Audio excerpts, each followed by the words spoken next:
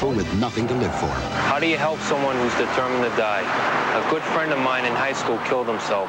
A cousin of my father's, who I liked a lot, killed himself too. This really hurt me. I wondered why they did it. To me, nothing can be that bad.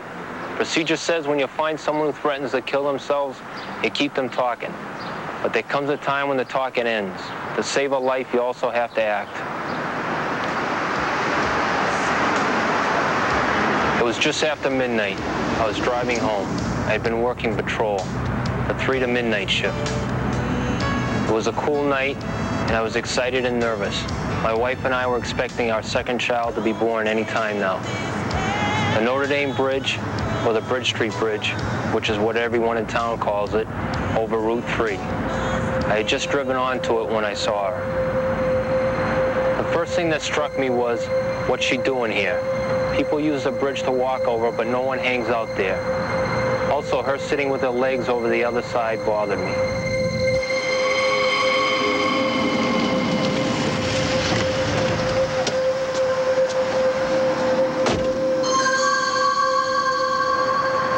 I thought if I made a U-turn and pulled up, I might spook her.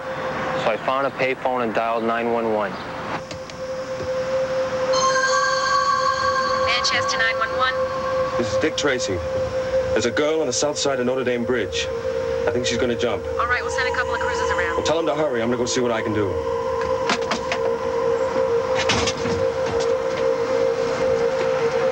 The Manchester Police Department has officers who negotiate with people threatening suicide. They tell you to use common sense. Keep the person occupied and relaxed. Get them to talk about what's bothering them. I had the best chance of gaining her confidence if I pretended to be an ordinary civilian out for a walk. I don't know what the comic book Dick Tracy would have felt, but I knew what I felt. I felt scared. I'd never dealt with a jumper before. Hey, what are you doing?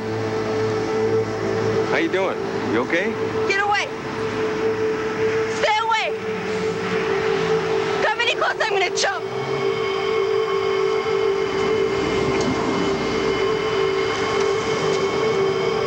What's wrong with you?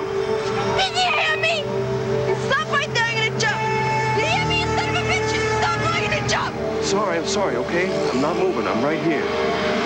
This girl was different from all the other people I had worked with who threatened suicide. From the pain and panic in her eyes, I knew she wanted to die. Only one bit of doubt was holding her on to life. My name's Dick. Dick Tracy. No kidding.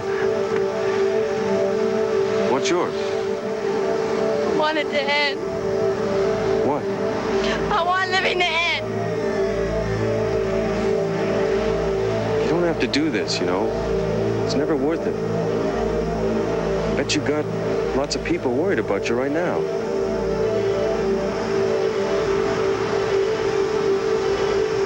Stay away from me! What's wrong with you? Do you want me to jump right now?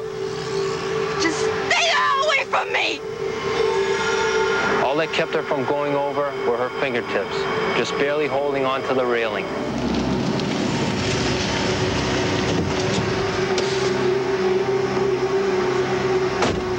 What's that? You stay away from me! You come near me and I'll jump! The patrolman was Billy Brennan, big guy but gentle. I knew he'd be good with her. He had the same idea as me, keep her talking. Because he was in uniform, the girl gave Billy most of her attention. So I was able to get a little closer to her. Why not just talk to us? Shut the dog up! I can't stand it! On a suicide attempt, they always send 2 cars. Mark Focus with the Canine Division. He always has his dog in the back. Shut up! Shut up! Calm down. The dog can't get you. I thought, the girl can't take anymore. Her eyes locked on the car, her body tensed. The more you talk, the better you'll feel. Shut the dog up! Don't come any closer.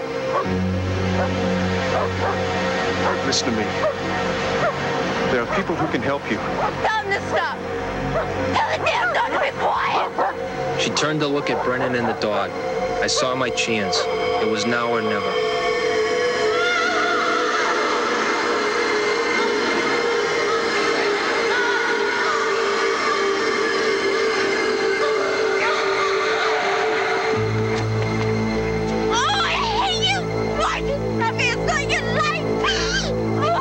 kept asking her why she wanted to kill herself, but she was still screaming and swearing at me for saving her life.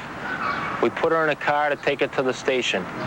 Her name was Diane James, and she had no criminal record.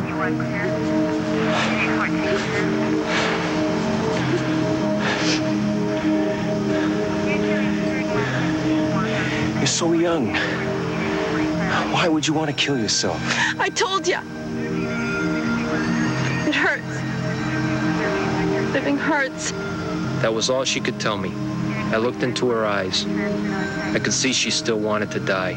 I was in a lot of pain that night. I wanted it to stop, and jumping from the bridge was the only way I could think of stopping it.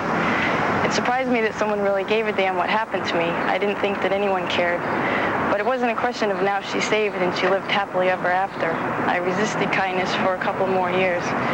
But by the end of 1988, things really started to turn around. I'm back in school now, and I'm not sure what I want to do, but it's nice to have the chance to find out. 2 days after this incident, my wife and I had a baby. And I thought, here's a new life. And only 2 days ago, somebody wanted to end her life.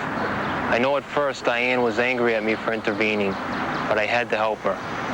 Being a cop has its down moments, but that was a time of great satisfaction, and I was glad it all ended well.